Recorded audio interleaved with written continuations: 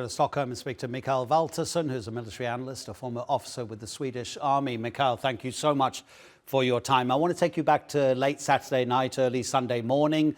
The drones were flying over multiple countries before arriving over Israel, but they were in the air for about 2 hours. It seemed to be a very choreographed kind of attack by Iran, telling its regional neighbors that they should close their airspace because this was about to happen. Do you think it was more of a message or more of a threat from Tehran? I believe that it was mainly a message for the international community because they knew that Israel, the Iron Dome of Israel, would be very efficient. But they had to show that they did something. And personally, I believe that it was mainly to test Israel defenses.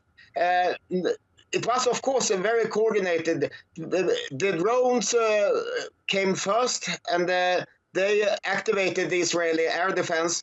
And then they sent both cruise missiles and ballistic missiles. The cruise missiles took maybe 1 hour, 75 minutes, and the ballistic missiles took 15 minutes. So they tested how efficient the Israeli defense was. And it wasn't many missiles that came true, but if we can see that more as a kind of war of attrition. Israeli used up a lot of very costly air defense assets, and if Iran would continue doing this, they would send wave after wave until Israel didn't have any more air defense assets.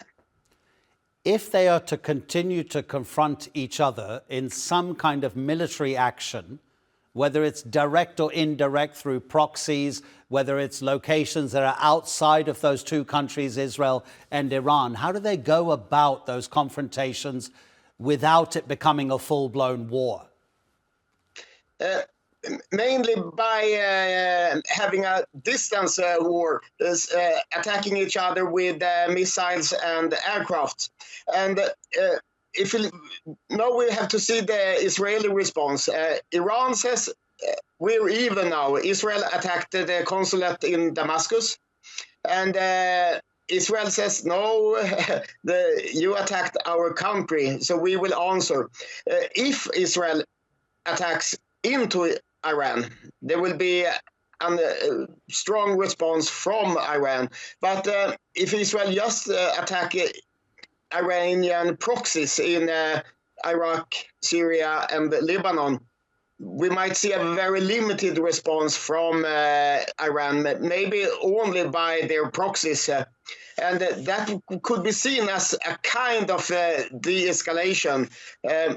So we have to wait, but since many countries want the situation to de-escalate, we don't know what Israel wants. But it's hard to attack Iran directly because during earlier attacks they have been flying over Saudi Arabia, but I don't believe that Saudi Arabia will allow Israel to fly over it now.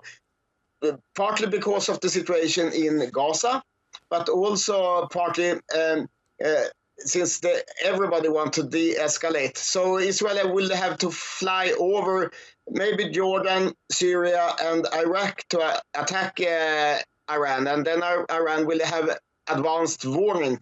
So the main alternative, in my view, is an attack on the proxies in Syria, Lebanon, and Iraq.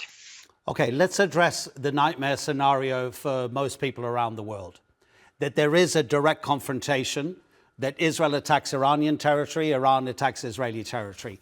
If that were to happen, can you see other regional actors being able to stay out of that fight? Will they be able to make sure that they have no role in any combat between Israel and Iran?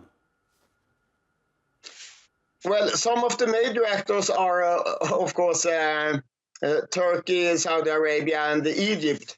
And I don't see in an initial phase that they will be directly involved in a conflict, but Iraq and Syria and maybe also the Lebanon will probably be directly involved, and there might not be much ground warfare.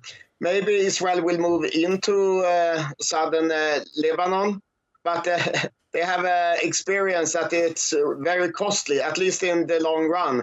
So, but both Saudi Arabia, Turkey, and Egypt will try to stay neutral.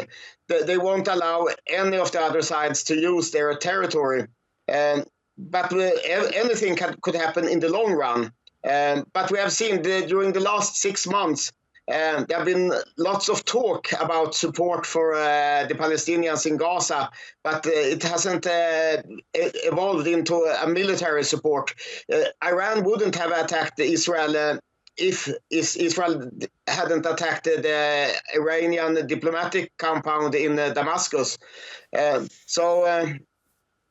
We don't see a large regional war with every country involved in the short run. Really, really appreciate the analysis, Mikael. Thank you so much indeed for your time. Thank you for having me.